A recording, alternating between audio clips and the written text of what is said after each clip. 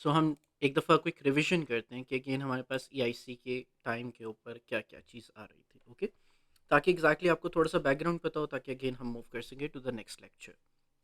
Okay, now से this thing, हमारे पास हुआ ये था कि अगेन हमने ये बात डिस्कस की थी कि थोड़ा सा हम ज़रा इसको थोड़ा सा क्लियर आउट करते हैं कि what happened actually here. Now से दिस थिंग, हमारे पास ये चीज़ थी कि सबसे पहले EIC came just as the trading company, we came to know about this thing. ठीक है, हमने ये बात डिस्कस की हुई ऑलरेडी। ठीक है, बहुत बार कि again EIC came just as the trading company, और उन्होंने ट्रेडिंग पोस्ट स्टैब्लिश की across India, right. Then what happened that the French trading company, या फिर हम कहते हैं Carnatic wars happened with between the French trading company and in between the EIC, alright. देन what हैपेंड in the third point, what happened that after the Carnatic Wars, they started establishing the private armies. Why they started establishing the private armies? Because आपके पास French trading company के जो assets थे वो, और again जो profitable trade हो रही थी, due to that they started establishing their private armies. All right. Not only this, but they also, after establishing the private armies, they fought the Battle of Plassey after the Black Hole tragedy in 1756. What happened? They established the rule in Bengal. They established the rule in Bengal कैसे कि आपके पास war हुई, that war was known as battle of Plassey. ठीक है, ये बात हम पढ़ के आए हैं।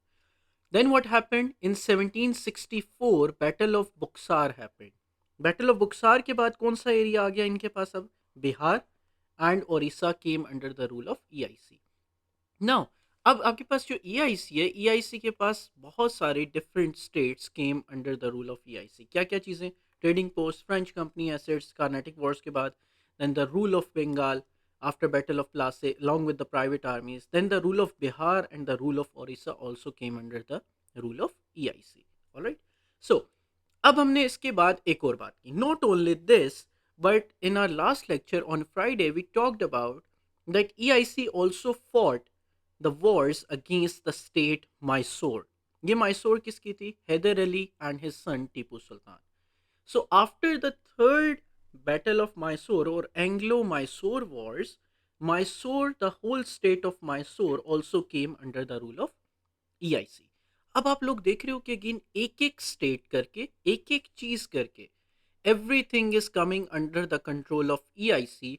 और वो ईआईसी कौन सी? जो कि which was just the trading company across India. Alright, okay, now से दिस थिंग। अब व्हाट हैपेंड, हमने अगेन एंग्लो मैसूर वॉर्स के बारे में बात कर ली कि again first Anglo Mysore war हमारे पास क्या थी, सेकंड एंग्लो मैसूर वॉर क्या थी, थर्ड एंग्लो मैसूर वॉर क्या थी। So we have talked about that. Today we will talk about Anglo-Maratha Wars first. Again, Anglo-Maratha Wars क्या थी? First, what happened in the Anglo-Maratha Wars? Anglo-Maratha Wars, the first Anglo-Maratha War was fought in 1775 till 1782. All right. So Anglo-Maratha Wars आपके पास क्या थी? We all know about the state of Maratha.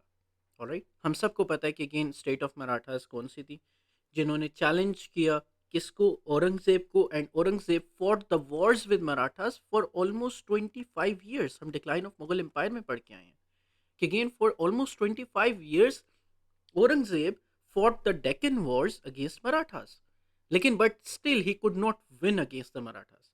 लेकिन जब EIC आई, EIC ने again क्या चीज़ की? From 1775 till 1888, they fought against the Marathas. So 1775 से 1782 तक first Anglo-Maratha War happened, and first Anglo-Maratha War was won by EIC. Second, again won by EIC. Third, again won by EIC. And this battle, the third war, the third Anglo-Maratha War, was the decisive victory, was the decisive victory for EIC. It was the decisive victory for the EIC. So again, this was the decisive victory of the EIC against Marathas.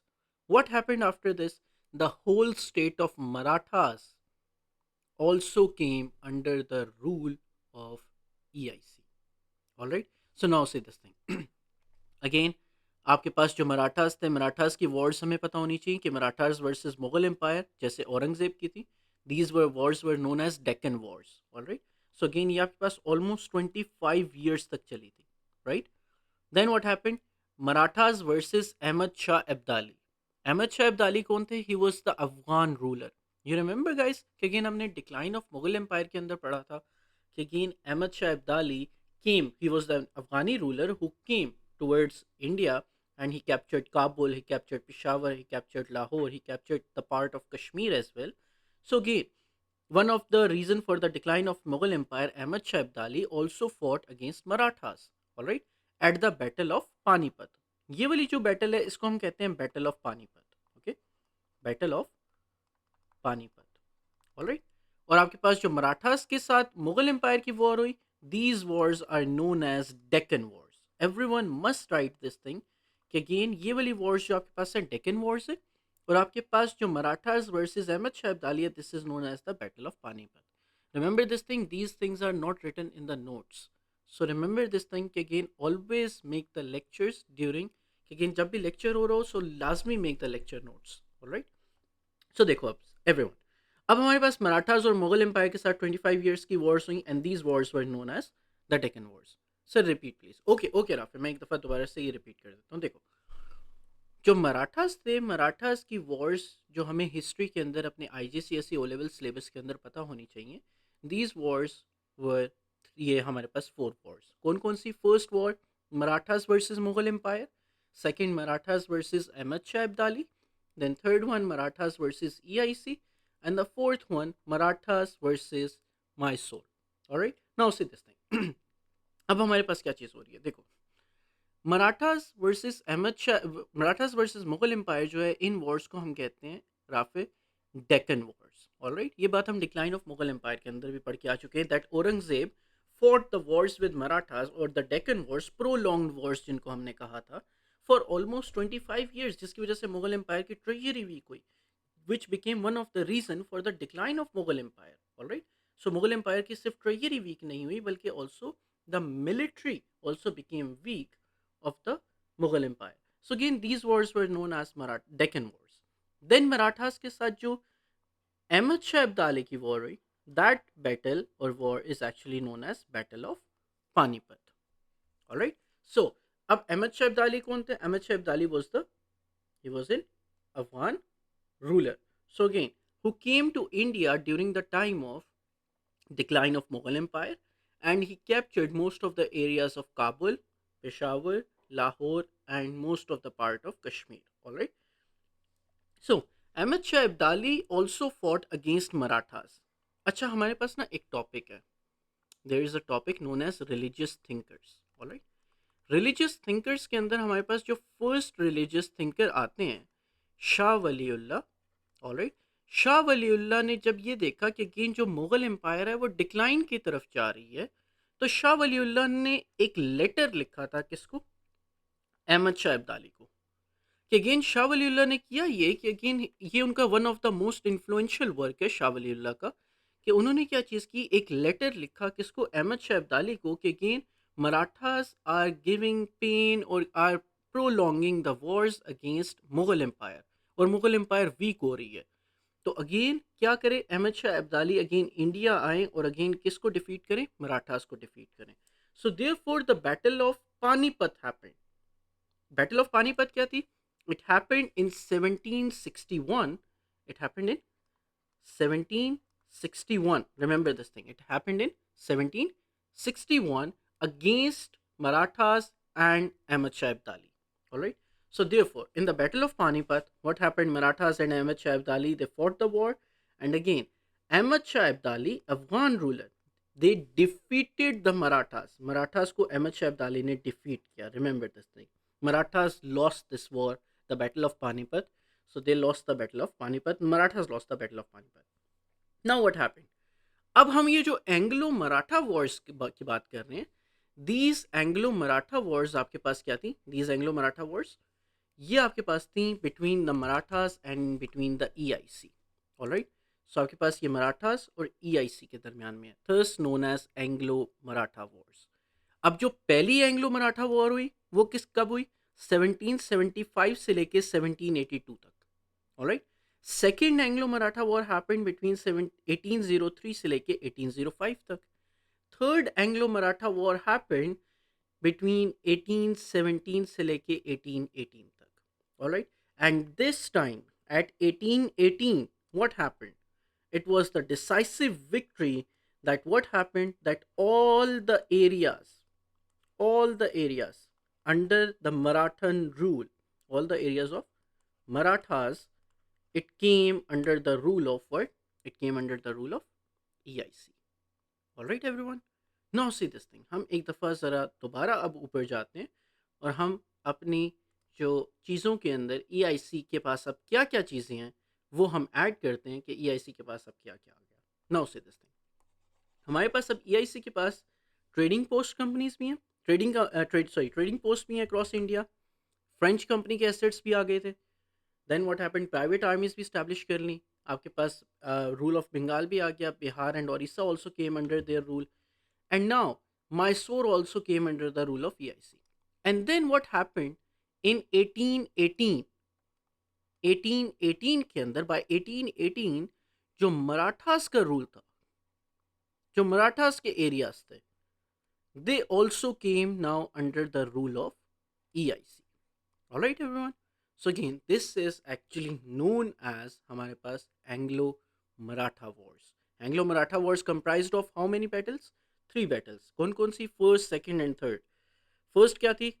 1767 से 1769, 1782 से 1784, 1790 से 1792।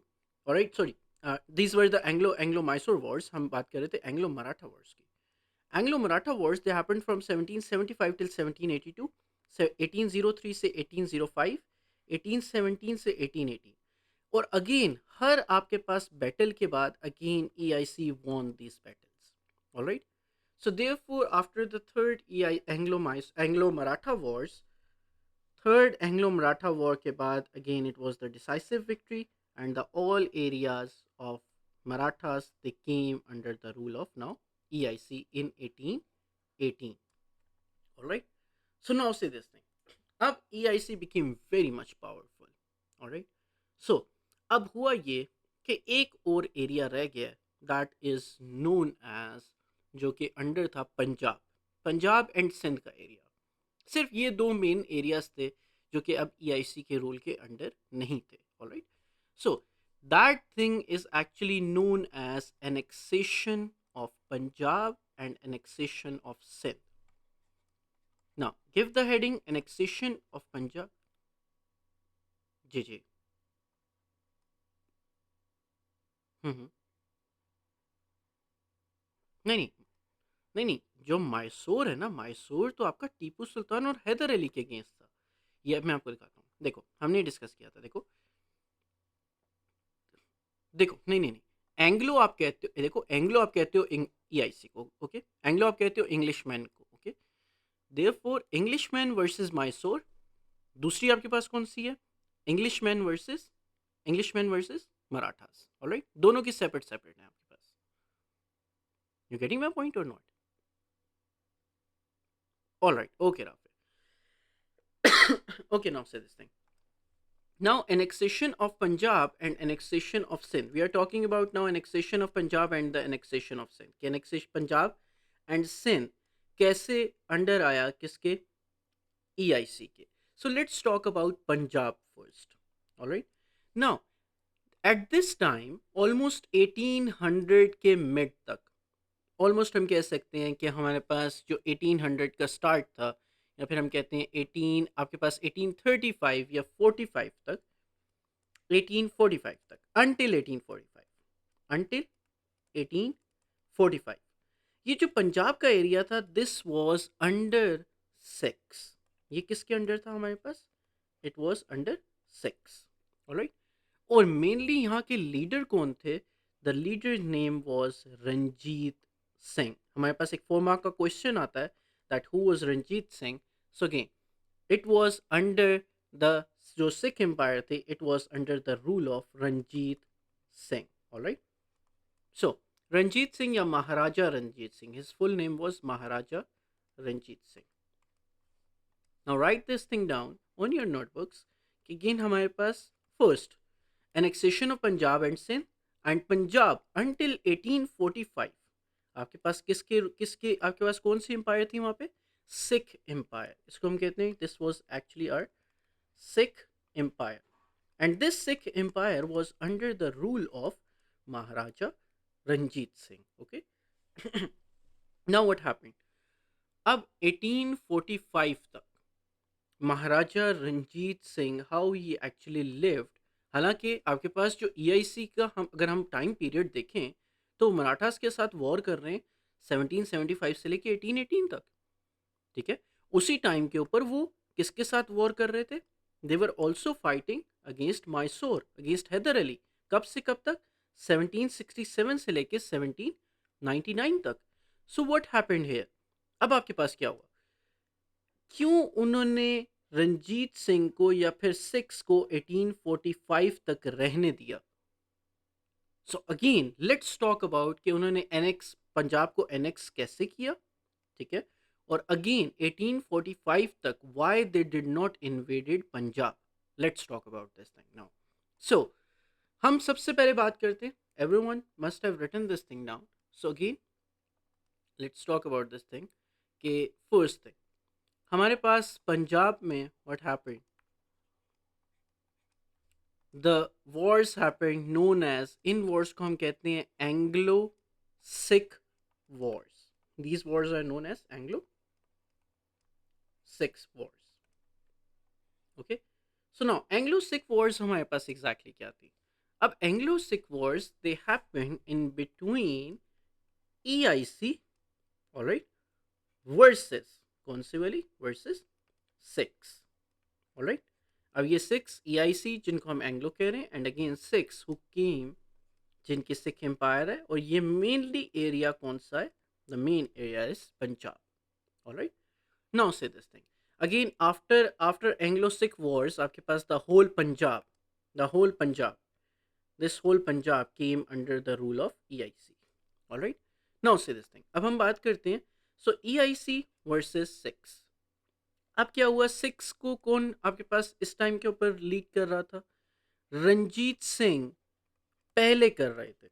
Not during the Anglo Sikh wars but before he founded the Sikh empire in Punjab. So Ranjit Singh was actually leading किसको?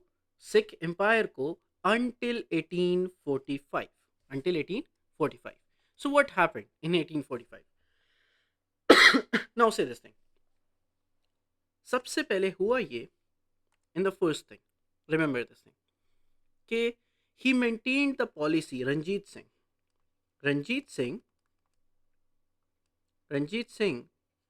maintained the policy of friendship. He maintained the policy of friendship with the British.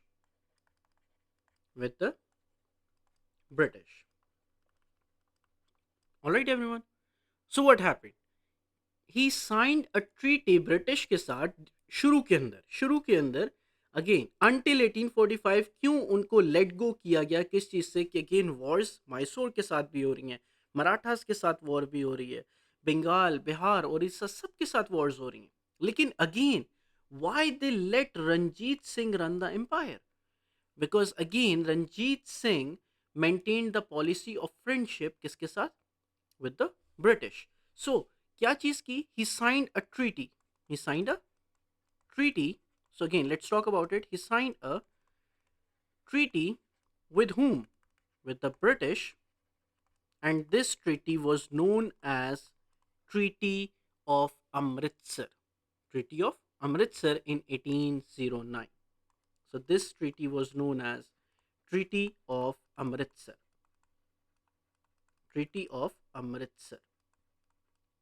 कब ये sign हुई? In 1809.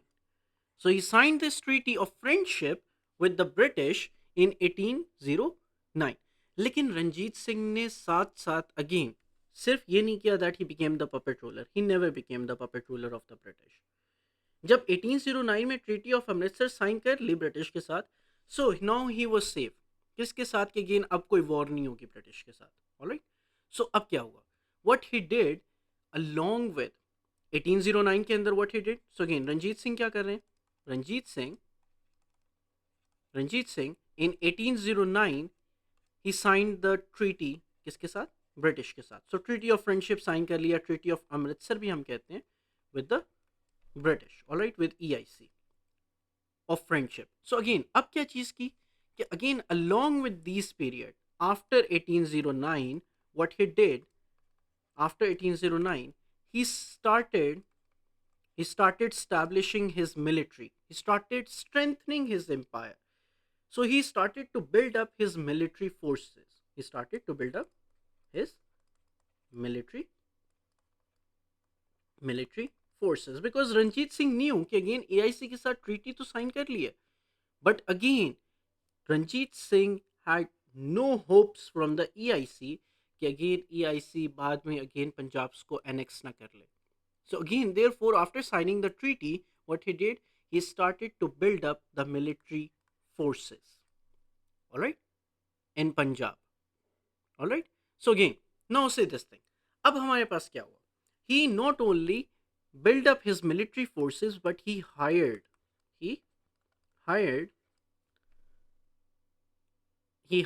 American and European soldiers अगेन वो क्या करें, train करें किसको, the army of, to train the army of Ranjit Singh, to train the army of Ranjit Singh. Alright. So what happened that again एक इशू आया, हुआ ये कि again during this time he did all of these things. So again this is actually the 4-mark question of Ranjit Singh. That Ranjit Singh, who was the Ranjit Singh? He was the ruler or the emperor of Sikh Empire in Punjab, all right, and he signed the Treaty of Amritsar with EIC in 1809, all right. So and he maintained the policy of friendship.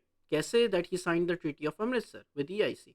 However, along with this, जैसे जैसे again उन्होंने दोस्ती का हाथ बढ़ाया towards EIC, along with this thing, he built up the military forces. All right.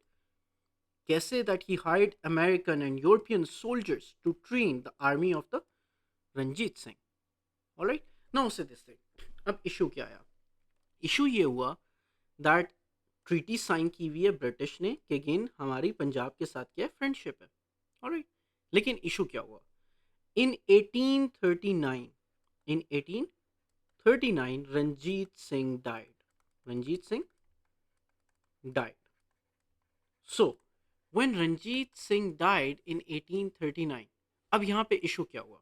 When Ranjit Singh died in 1839, और अब आप खुद देखो कि हमारे पास जो एंग्लो मराठा वॉर स्टार्ट होती है वो आपके पास स्टार्ट किस टाइम के ऊपर हो रही है? It is starting from 1845 till 1849. ये 4 साल की हमारे पास है Anglo Sikh wars. Alright. Are you guys seeing कि जब तक Ranjit Singh was alive, EIC did not invade in Punjab. Why? Because they signed the Treaty of Amritsar or the Treaty of Friendship with Ranjit Singh in 1809. So thus EIC did not invade in Punjab until Ranjit Singh died. अब 1839 के बाद क्या हुआ? 1839 के बाद British ने attack नहीं किया किसने? 1839 के बाद एक मिलिट्री चीफ्स थे known as Khalsa. Who was Khalsa? Khalsa is the place name first. Alright. So it is actually the place name आपके पास किस चीज़ के? पंजाब के. Alright. So यहाँ के जो मिलिट्री चीफ थे, इन्होंने क्या किया? They thought कि EIC या फिर जो ब्रिटिश हैं they are going to attack Punjab, they will attack Punjab जैसे ही उनको मौका मिलेगा. They were worried that the British would invade. So again these military chiefs, they were worried about what? They were worried about the invasion of the British, of the British. Thus उन्होंने कहा कि best defence system क्या है कि before के again EIC हम पे attack करे, हम उनके ऊपर अटैक कर देते हैं। That was one of the biggest mistakes जो मिलिट्री चीफ्स ऑफ खालसा ने की, जिसकी वजह से पूरा Punjab was annexed by the British. All right. So now let's talk about it. What happened? So they were worried about again that the British are going to invade in Punjab. So therefore they thought that the best defense is they thought they thought that the best defense is that the best defense is to invade the EIC rule. All right, or the EIC areas. All right, कि हम उन पे पहले attack कर देते हैं कि before कि वो हम पे अटैक करें, हम उनके ऊपर अटैक कर देते हैं. सो what happened that they attacked the British, they attacked British in 1845. Military chiefs of Khalsa, they again, the Khalsa is actually the name of the place, okay? So, यहाँ के जो military chiefs थे, they were worried about the British invasion. So they thought कि again best defense system क्या है कि हम British के ऊपर अटैक कर दें बिफोर कि अगेन ब्रिटिश हम पे करें. सो अगेन हालांकि जो पंजाब है उसकी अगेन क्या साइन हुई हुई है, Treaty of Amritsar या Treaty of Friendship is being signed in 1809 by the Ranjit Singh. All right. So therefore, what happened? अब क्या चीज हुई कि in 1845 these chiefs they attacked they attacked the British they attacked the British from the from south. South से इन्होंने attack किया. South कौन सा वाला? South of river Sutlej. South of river Sutlej. Alright. So this was known as the first Anglo Maratha war. First Anglo Sikh war. First Anglo Sikh war which broke out in 1845. कैसे broke out हुई अब हमें पता है. How first Anglo Sikh war actually started कि again Punjab के अंदर the place known as Khalsa, their military chiefs they were worried about the invasion of the British, so they thought that the best defence is to invade the British. So in 1845 they attacked the British from south of River Sutlej, and through this thing first Anglo-Sikh War started. All right. So अब इस Sikh war के हमारे पास explain again. Okay शरा, मुझे आप एक दफ़ा बात बता दो कि again first Anglo Sikh war मैं एक्सप्लेन कर दूँ दोबारा से.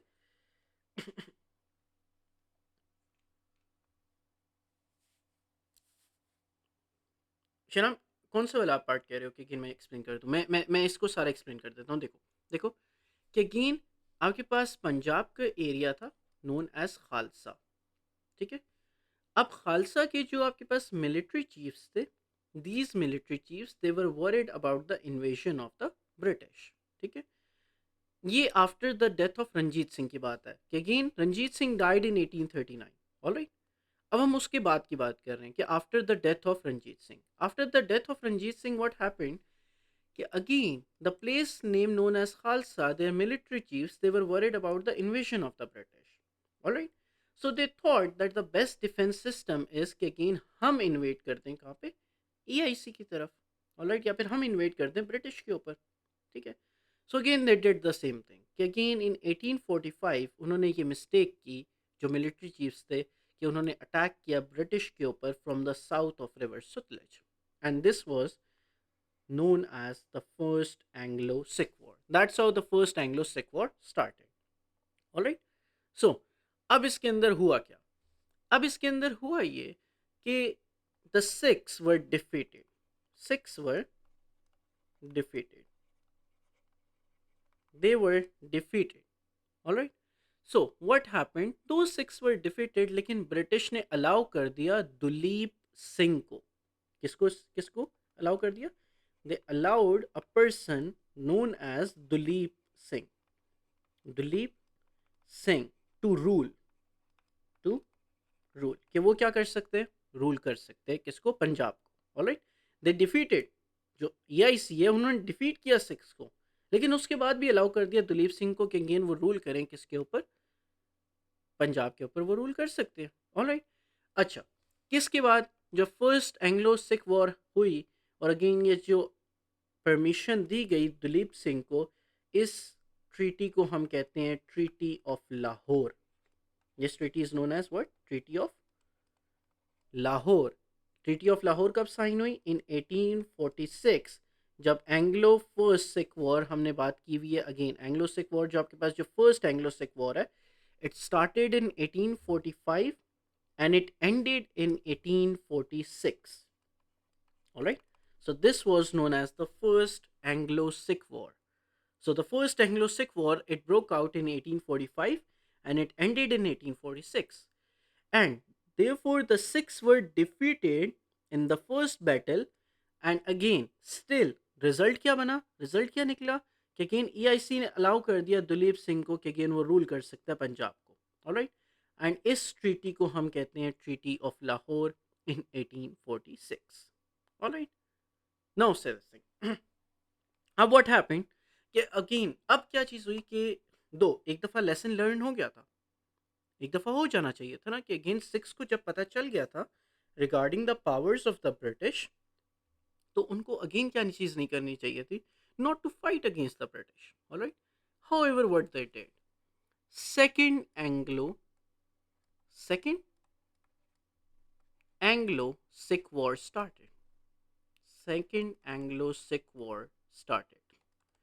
And Second Anglo-Sikh War जो आपके पास थी, that started in 1848. Alright? And it ended in 1849. एक साल की। Now say this thing.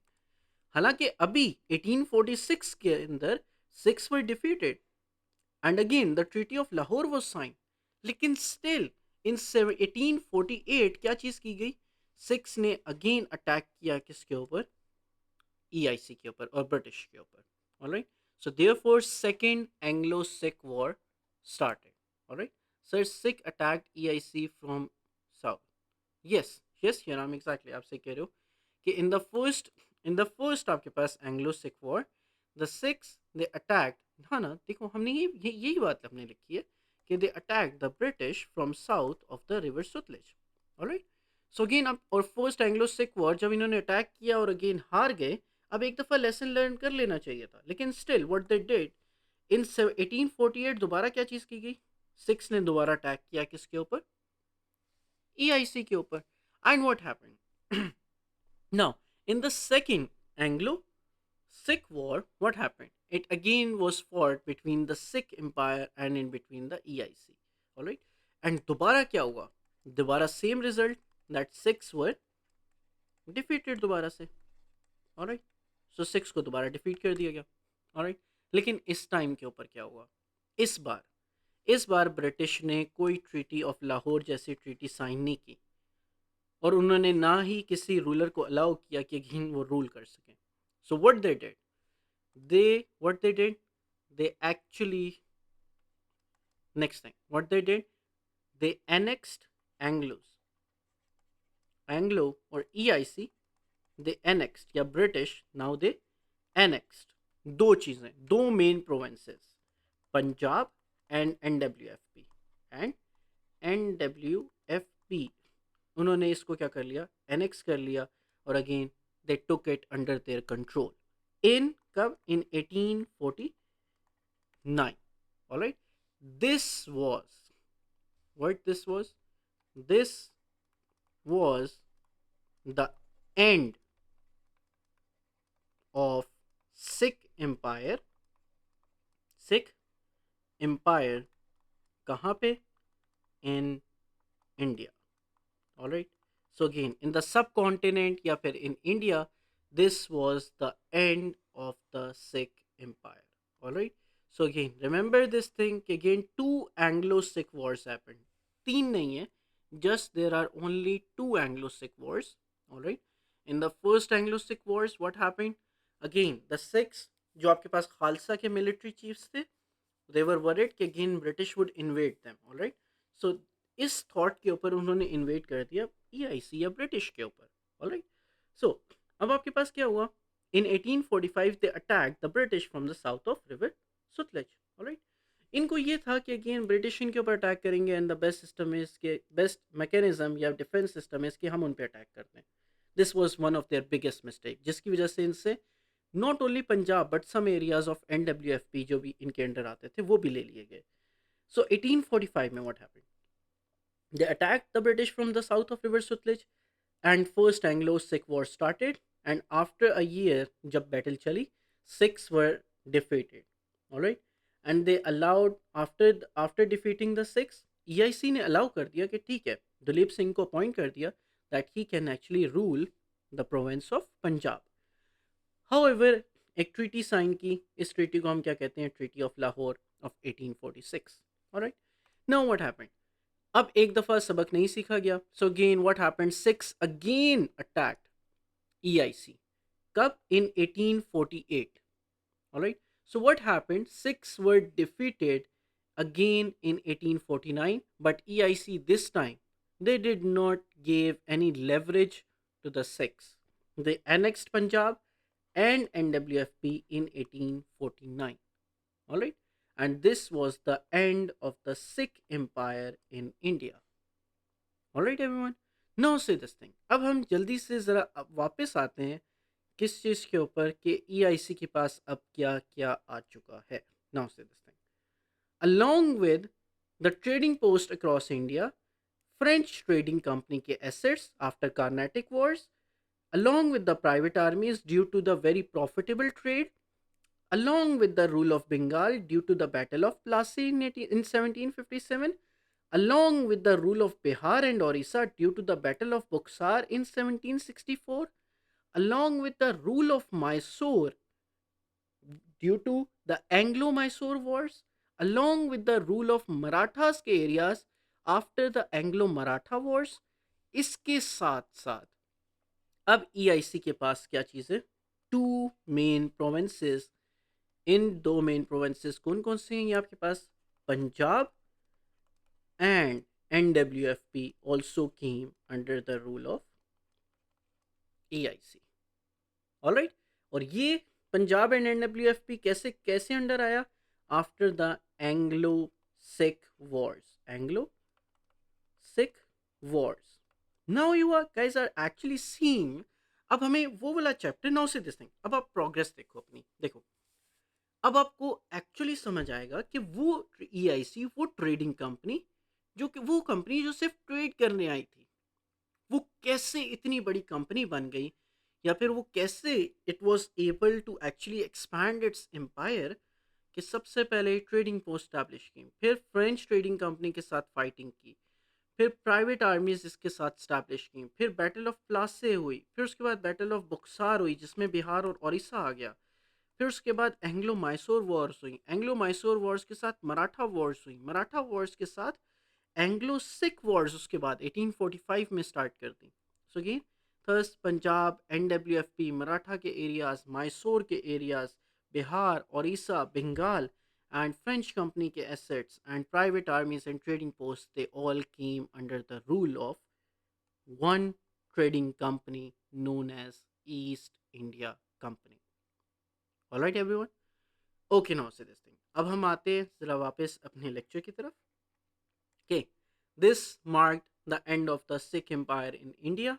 So हमारे पास जो मेन चीज़ें हैं, रिमेंबर दिस थिंग कि जो अभी तक जितनी बातें जो मैंने अभी कही भी है या फिर जो आप लोगों ने लिखी भी हैं, all of these are under the notes जो मैंने आपको सेंड किए थे ईस्ट इंडिया कंपनी के ऑन द 14th नवंबर को। ऑलराइट, सो लाजमी देखो ये वाले आपके पास नोट्स हैं, रिमेंबर दिस थिंग, ये वाले नोट्स हमने ईस्ट इंडिया कंपनी के 14th नवंबर को सेंड किए थे। इसके अंदर एंग्लो मैसूर वॉर्स भी हैं, ठीक है, फिर उसके बाद आपके पास हैं टीपू सुल्तान के बारे में, एंड देन आपके पास हैं एंग्लो मराठा वॉर्स हैं। Alright, then you have Anglo Sikh wars. Alright, so all the details are being mentioned इसके अंदर, if anyone missed any point, so again you guys can actually follow it up from this thing. Alright, लेकिन again remember this thing कि lecture notes जो होते हैं ना वो समझने के लिए ज़्यादा आसान होते हैं। Alright, so therefore do make the lecture notes अपने साथ। ओके, नाउ से दिस थिंग, अब हम क्या बात करते हैं, बस एक लास्ट बात करते हैं, उसके बाद हम मूव करेंगे। Just right the few questions अपने पास। ये प्रैक्टिस क्वेश्चंस हैं, लेकिन ये प्रैक्टिस क्वेश्चंस आपके लिए होमवर्क में नहीं दे रहा। This is not the homework, again आपने मुझे सेंड करना है और मैं चेक करके आपको वापस करूंगा। This is just the practice questions, आपको लाजमी करने चाहिए ये। Alright, so again it is not compulsory कि अगेन आपने एज होमवर्क करके सबमिट करवाना है। These are just the practice questions, okay. ये आपको लाजमी करने हैं, ओके। नाउ से दिस थिंग, 4 मार्क क्वेश्चंस हैं ये। इन 4 मार्क क्वेश्चंस के अंदर आपके पास आता है that who was Ranjit Singh. Alright, who was Ranjit Singh. Okay, then Ranjit Singh के बाद हमारे पास who was Robert Clive. Who was Robert Clive. Next हमारे पास question, who was Ahmad Shah Abdali. Ahmad Shah Abdali. Alright, next question, what was the treaty of Lahore? All of these questions are 4 mark question, remember everyone, okay. Then question, what was the treaty of Lahore? What was the treaty of Lahore? हमने लाहौर की बात कर लिया, so what was the treaty of Amritsar? What was the treaty of Amritsar?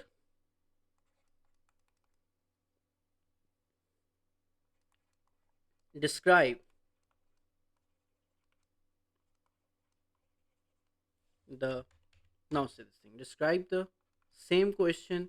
These 3 questions will be same, okay. The next questions, एक second, आप लोग थोड़ा सा नीचे से देख नहीं पाओगे, wait let me just adjust this size. Okay, now से this thing, so describe the battles, या describe Anglo Maratha wars. Anglo Maratha wars. Describe Anglo Sikh wars. और लास्ट हमारे पास एक रह गई हैं, describe Anglo Mysore wars. Alright, okay. अच्छा, अब लाजमी याद रखना, अब आप सब ज़रा एक दफ़ा, who was Duleep Singh, again yes हमारे पास who was Duleep Singh, yes again multiple questions कर बी एग्जैक्टली राफे। देखो ये बहुत अच्छी बात है राफे, अब आप खुद देख रहे हो कि now you guys can actually make the questions by yourself even, ठीक है। हालांकि who was Duleep Singh has never come in the past paper, लेकिन now you guys should know कि who was exactly Duleep Singh. और अगेन अगर ऐसा क्वेश्चन आ जाता है, so you guys must be able to attempt it. देखो दुलीप सिंह कौन था हमें पता है, क्योंकि Duleep Singh was appointed, first he was appointed by the EIC to rule the Punjab। कब? पहला पॉइंट हो गया, ठीक है। सेकंड पॉइंट क्या है? After the first Anglo Sikh war. Alright, date बता दोगे, in 1846, that is your 1846। And again he signed the treaty of Lahore with the British, so again this is your fourth point. Alright, so again now you guys will be able to answer the questions by yourself, all right, or to make the questions by yourself. So again, these are the practice questions, 4 mark practice questions, और ये सारे आपके पास कितने marks के हैं? 4 marks के। It will be better कि again आप एक दफ़ा नोट्स को रिवाइज करो और अगेन इन सारे क्वेश्चंस को आप आंसर करो। ऑलराइट, अच्छा अब मैं आता हूँ किस चीज़ के ऊपर, एक हमारे पास एक लास्ट चीज़ आज के लेक्चर के लिए, कि अगर अच्छा if anyone has not done it, मैं ये वाली जो चीज़ है ना मैं आपको सेंड कर दूंगा, ग्रुप के अंदर हम सेंड कर देते हैं, ओके। ऑलराइट, अगर अभी तक किसी ने क्वेश्चंस नहीं लिखे हैं, वरना मैं वापस आ जाऊंगा इस स्लाइड के ऊपर, बल्कि मैं वापस आ जाता हूँ, ओके। नाउ से दिस थिंग, अब होता क्या है, हमने EIC के बारे में पढ़ लिया। क्या हमने EIC के बारे में ये पढ़ा कि how EIC actually emerged, how EIC actually emerged, कैसे EIC ट्रेडिंग कंपनी से एक रूलिंग पावर कैसे बनी। We have talked about that, मतलब हमने वॉर्स पढ़ी, कार्नेटिक वॉर्स पढ़ी, बैटल ऑफ प्लासी पढ़ी, बैटल ऑफ बुक्सार पढ़ी, हमने ट्रीटीज उनके अंदर पढ़ी, हमने Anglo Mysore war, Anglo Sikh war, Anglo Maratha wars हमने सारी पढ़ी। Alright, these were the things जिसकी वजह से EIC emerge from trading company to the ruling power, या फिर why British were able to expand their power in India. ये सारी रीजंस यहाँ पे आती हैं। ऑलराइट, अब हम पता क्या चीज़ पढ़ेंगे, जो ऑन दी अदर हैंड है, अब हम पढ़ेंगे जो पॉलिसीज। अब रूल आ गया है, अब ईआईसी का रूल आ गया, हम देख चुके हैं ऑलमोस्ट अक्रॉस इंडिया, पूरा पूरा इंडिया ले चुके हैं ईआईसी। ठीक है, क्या कुछ नहीं है अभी ईआईसी के पास। ठीक है, अब हम पढ़ेंगे कि उन्होंने क्या क्या पॉलिसीज इंप्लीमेंट की, रेलवे लाइंस बनाई, इंफ्रास्ट्रक्चर डेवलप किया, कम्युनिकेशन डेवलप किए गए। अगेन कौन कौन सी पॉलिसीज, कौन कौन से आपके पास अलाइंसेस लेकर आ गए, कौन कौन से पिट्स इंडिया एक्ट ऑफ 1764 84, हमारे पास हम हर kind of India act, Pitt's India act जो कि under the rule of EIC आया, वो अब हम स्टार्ट करेंगे। Alright, from our next lecture. हमने अभी तक जो चीज़ पढ़ी है दैट वाज किस चीज़ के बारे में, कि how EIC actually emerged from the trading company to the ruling power. Now we will talk about कि वो पॉलिसीज क्या क्या उन्होंने इम्प्लीमेंट की। Alright, so again everything will be done in this part. Alright, अच्छा एक दफ़ा मैं वापस आ जाता हूँ। So again everyone can write down the question, जो कि अगेन जिन्होंने नहीं लिखे है 4 मार्क के questions, do write them down now. बाकी जिन्होंने लिख लिए हैं, if you guys have any questions please to ask. Yup,